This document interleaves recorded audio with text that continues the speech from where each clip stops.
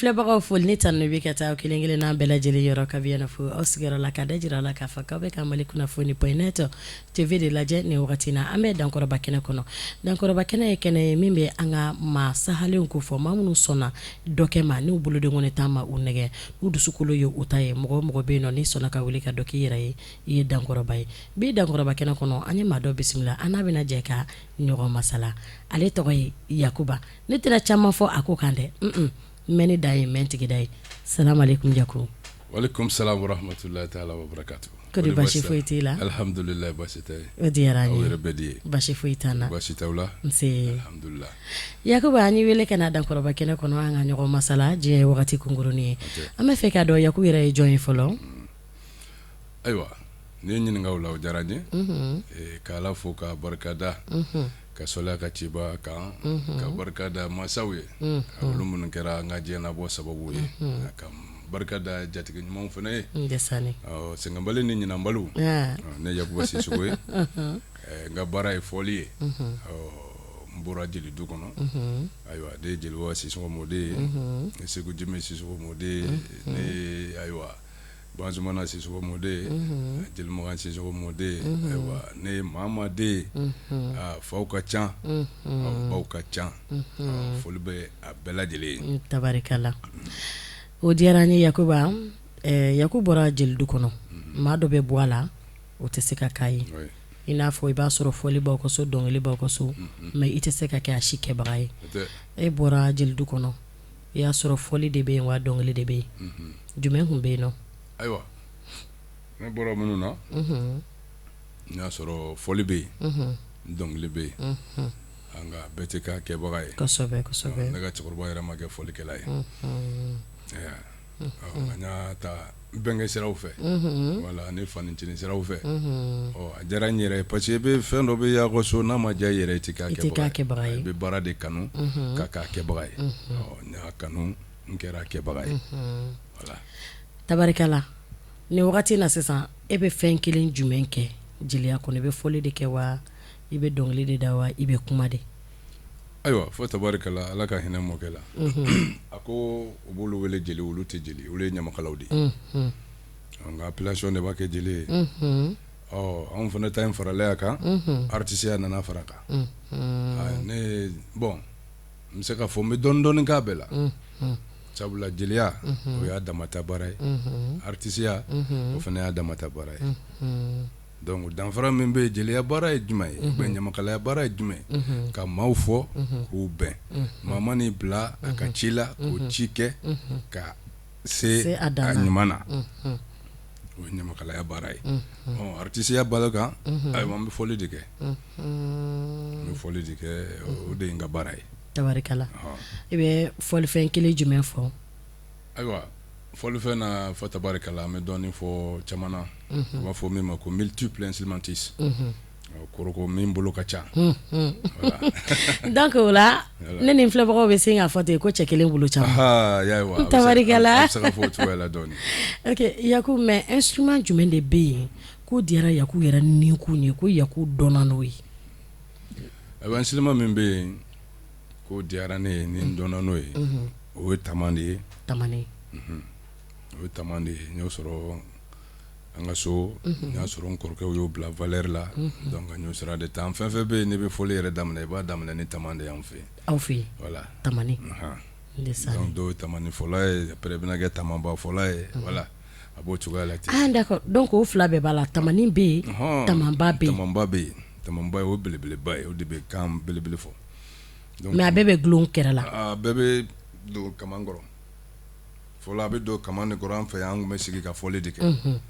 Komi bon diɲɛ bonyana dɔw fɛ wolofaw fɛ olu bɛ jɔ k'a fɔ an kɔrɔ minnu y'a daminɛ ka jouer ni musique moderne ninnu ye donc olu jɔ k'a fɔ sisan fana a bɛ jɔ k'a fɔ yawa n'o tɛ a bɛ don kaman de kɔrɔ donc i y'a gulon sa o y'i sigi n'a ye a bɛ kaman kɔrɔla in na. A kɔni bɛ kaman kɔrɔ. Ne ko tamani fɛn ma na i bolo yan dɛ. A bɛ komi n'i ko sɛnɛkɛla ma k'a taara foro la ko daba bɛ min. Ni daba ma sɔrɔ a bolo. Ni daba ma sɔrɔ la. Est ce que a taara foro la? A ma taa foro la dɛ. A taara sunɔgɔyɔrɔ la. O tuma tamani labɔ. K'o labɔ wa? Ok Masiri. tamani la parce que ne b'a dɔn bi ta in tɛna nɔgɔya quoi. Ko di tɛ? Dɔnkɛlaw bɛ dɔn kɛ. Maa t'a dɔn ni caméraman yɛrɛ bɛna dɔnkili da. Ne tamani. Mais i y'a dɔn Yaku bɛ dɔnkili fɛnɛ da? Kuma dɔw la. An bɛ tila k'o ko fɛnkɛ ɲɛfɛ. Kuma dɔw la an bɛ to k'an kan fila la dɔɔni. I y'a dɔn sisan an ka tama lajɛ ta. Kuma dɔw la. Ayiwa nin ye tama ye.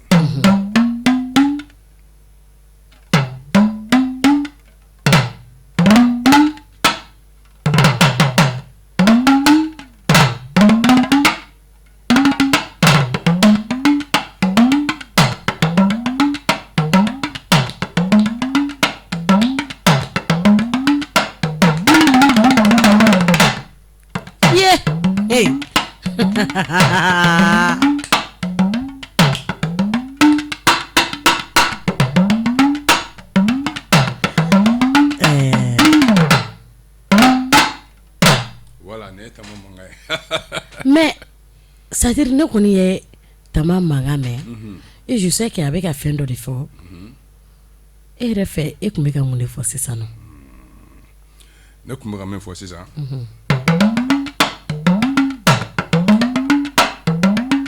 bonya diyara n ye bonya bɛnna ma. Waaw bonya bɛnna ma a ye bonya kɛ n ye bonya bɛnna ma o la tamani tubabu b'a fɔ a ma ko talking drum anglais côté. Anglais talking drum a bɛ kuma de.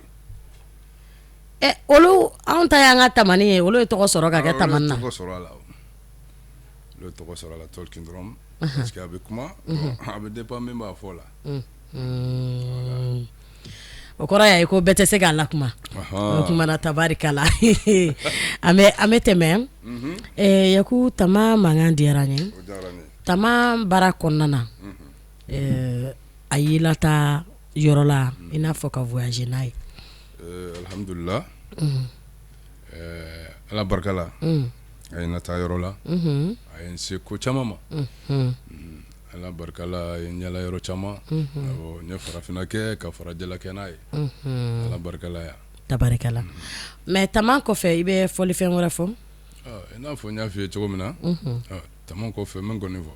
Ngɔni a dɔw la dɔnkili dɔ tun bɛ ka circuler dɔnkili clip kɛra maa caman y'a lajɛ Mali kɔnɔ ani Mali kɔ kan k'an ka ɲɔgɔn bolo minɛ ka ɲɔgɔn sen bila yalasa Maliba bɛ se ka taa ɲɛ. Ni ne ma fili Yaku de y'o dɔnkili dabaga ye dɛ. Yaku i tɛ ngɔni ta i ko o fitinin fa ye parce que an bɛ yɔrɔ min na sisan Mali yɛrɛ mago bɛ basigi la. Mali mago bɛ basigi la. Mali mago bɛ basigi la Mali mago bɛ maliden bɛɛ lajɛlen na ka kɛ maliden ɲuman ye ka kɛ fasoden ɲuman ye Mali ma. Mali kun tɛ tan ayi Mali kun tɛ tan mais mun nana kɛ ta bi faso kanu de banna mɔgɔw la. Faso kanu banna mɔgɔw la sinon mɔgɔ b'i faso fɛ e tɛ sɔn k'a don kojugu la. Alahu akbar. Maa b'i faso fɛ i tɛ fɛ ka fitina y'a kɔnɔ. Donc faso in kanu b'anw na cogo min na n'a bɛ maa caman na ten Mali bɛ diya dɛ. Ala ka kanu don bɛɛ lajɛlen na. O de la anw ta tɛ dɔwɛrɛ n y'o de fɔ ka ci lase maaw ma. Bɛɛ n'i seko don bɛɛ n'i ka ci lase cogo fɛnɛ don. Kosɛbɛ k'a fɔ an k'an jija an ka hakili to jamana in na. Jamana in an mɔkɛw olu ye kan min don jamana in da n'an y'o ta tiɲɛ ye an kana sɔn an denw kana sɔrɔ an y'o tiɲɛ. O tiɲɛna Ala kana tiɲɛ fiyewu. An fɔra dɔw kɔ dɔw de bɛ fɔ an kɔ. Kosɛbɛ. Donc n'an y'a tiɲɛ olu bɛna mun fɔ sini. A bɛ gɛlɛya. O kuma Ala ka faamuyali ko ɲuman di bɛɛ lajɛlen ma. Amina. Faso ko tɛ tulonkɛ ye. Faso ko tɛ tulonkɛ ye fiyewu. Tulonkɛ tɛ dɛ. Parce que ba Maliba jirikuru mɛ o mɛ ji la a tɛ se ka kɛ banba ye mɔgɔ mana taa diɲɛ fan o fan ye min ye i y'o de i tɛ se ka kɛ dɔ wɛrɛ ye ni i ka kɔrɔlen tɛ i bɔra min na dɛ i bɛ t'o kelen de la i kɔni bɛ se ka produit mun k'i jɛ nka n'o fana bɔra la yan yɔrɔnin ninnu o b'a yira k'a fɔ k'e farafin ye.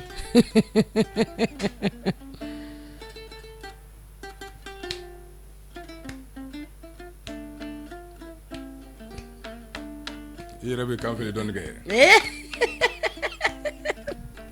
nemna ka ɲɔgɔn sen bila ka bɛn kelen ma ka Maliba baara an ka ɲɔgɔn bolo minɛ ka ɲɔgɔn sen bila ka bɛn kelen ma ka fasoba taa ɲɛ an ka ɲɔgɔn sen bila ka ɲɔgɔn bolo minɛ ka bɛn kelen ma ka Maliba taa ɲɛ an ka ɲɔgɔn bolo minɛ ka ɲɔgɔn sen bila ka bɛn kelen ma fasoba taa ɲɛ ni ye du diyalen dudenw de bɛnna la dɛ ne badenw Maliba ka taa ɲɛ ni ye jamana diyalen jamanadenw bɛnna n sinji lo barada diyara baraɲɔgɔnw bɛnna n teri lo an ka ɲɔgɔn bolo minɛ ka ɲɔgɔn sen bila ka bɛn kelen ma ka jamana baara an ka ɲɔgɔn bolo minɛ ka ɲɔgɔn sen bila ka bɛn kelen ma ka Maliba baara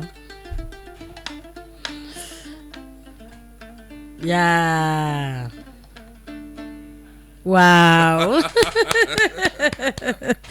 j'espère que le message min a bɛna a jiniyɔrɔ fin barisa ka da kan bɛɛ lajɛlen ni i seko de don karamɔgɔ bɛ wajuli kɛ u y'olu ka ci lase cogo ye dɔnkilidalaw fɛnɛ bɛ dɔnkili da olu ka fɛnɛ ci lase cogo ye fɛn caman wɛrɛ fɛnɛ bɛ yen fɔlikanw fɛnɛ b'a la o parce que par exemple an bɔra ka tamani lamɛn sisan nɔ tamani ko k'an y'a wele ko bonya diyara a ye yarɔ n'o ma fɔ maa min i t'a dɔn mais an ka hakili sigi nin bɛɛ lajɛlen bɛ anw bolo Bamaliba in kɔnɔ Bamaliba de ka di kojugu Yakuba sini ma sinikɛnɛ hakilina jumɛn bɛ e la Yakuba bɛ se ka min kɛ k'a to Mali ye souvenir ye hakilina min bɛ ne la ni Ala sɔnna ma ni Ala ye sini kalifa n na o ye ka hakili to an taw la ni n ko an taw fɛn minnu y'an ta ye ne ye fɔlikɛla de ye ka olu matarafa ka denmisɛnninw dege i n'a fɔ anw fɛnɛ degera cogo min na yaasa o kana tunu jamana in kɔnɔ o ye n ka laɲini ye ni Ala sɔnna ma ayiwa Yakuba projet b'i bolo nin wagati na ayiwa fo tabarikɛla aw yɛrɛ bɛɛ b'a kalama sisan hali ni projet b'i bolo sisan a ɲa man di k'a sababu kɛ diɲɛ lamɛnibana min b'an kunna nin yan a kɛlen bɛ ka fan bɛɛ jɔ k'an koron k'an bila k'e bɛɛ koron a y'a koron bɛɛ da la a nɔ tɛ fo tabarikɛla hakilinaw bɛ yen Segu Buwarɛ ɲumanna bi de ka gɛlɛn n'o tɛ diɲɛ wuli ma se fɔlɔ ni Ala ye waatiw tɛmɛ projet b'an kɔnɔ ni Ala sɔnna ma ni wagati na Yakuba ni artiste kɔrɔba dɔw ye baara kɛ wa ou bien ni mɔgɔ ye baara kɛ i ka carrière kɔnɔ alhamdulilayi fo tabarikɛla ne maakɔrɔ caman ye baara kɛ ni Idrissa Sumaworo ye baara kɛ ni Jenimadi Tunkara ye baara kɛ ni ayiwa Tumani Jabate ye baara kɛ ni Basegu ye baara kɛ Kasemadi Ala ka hinɛ la ayiwa Cheikh Tidiane Seck ayiwa musomanw ni cɛmanw bɛɛ Aja Sumano Bɔbɔni Kɔnɛ Dene Isebere ayiwa Tata Pɛnw Am Kulɛl tabarikala Maser Sumi a ka ca voilà ka ca ayiwa Yakuba o diyara n ye n'Ala sɔnna ma ne fɛnɛ bɛna kalan kɛ yalasa i n'an kɔni duman fɔ ne fɛnɛ bɛ dɔnkili da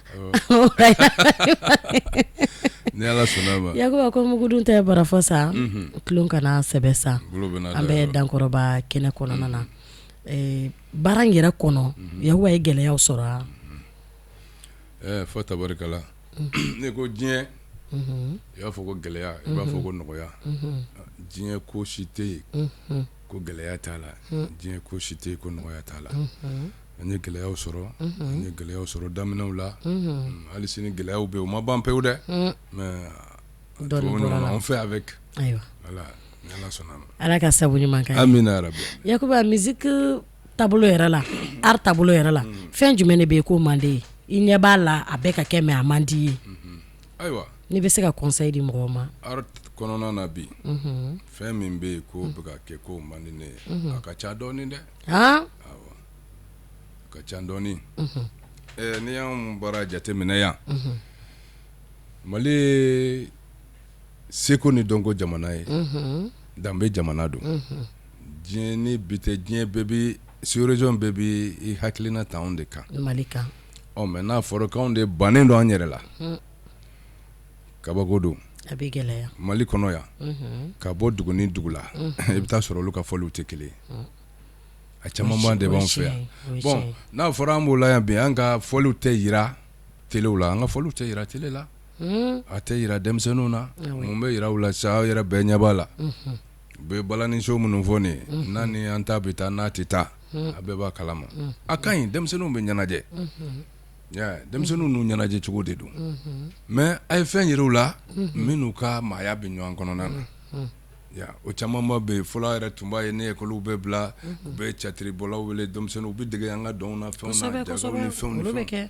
a bɛ mɔgɔ éduquer a bɛ mɔgɔ bilasira n'a fɔra u tɛ kan min mɛn u tɛ fɛn min yɛrɛ ɲɛdɔn ka na kɛ sibali fɛn sidɔnbali fɔ y'an kunna yan a ma nɔgɔn kabako don donc an ka maaw k'u hakili t'u la surtout les médias vous les médias a y'aw jija n'aw bɛ fɛn fɛn kɛ Mali musique a k'a jija 90% a k'a kɛ maliyɛn ye yasa denmisɛnninw bɛ se k'an ta dɔn ka dege a la ayiwa tabarikala o diyara n ye Yakuba dumuni jumɛn de ka di ye dɛ yo bisimilayi nin yɔrɔnin dɛ nin yɔrɔnin dɛ cɛba dɔ fɛn min ka di aw fana bɛ tila k'aw ta fɔ n ye o ɲugubala yɛlɛ i b'o dɔn wa n de sani ɲugubala yɛlɛ ɲugubala yɛlɛ parce que an mɔna mɔmuso minnu bolo cɛ olu ka daga ninnu aw ɲɛnafin bɛ to k'a minɛ yɔrɔ mais bon aw kelen-kelennenw bɛ yen olu bɛ to k'a yɛ ɲugubala yɛlɛ ma chérie a dumanba o dumanba magamani ni y'o di an b'o ti kosɛbɛ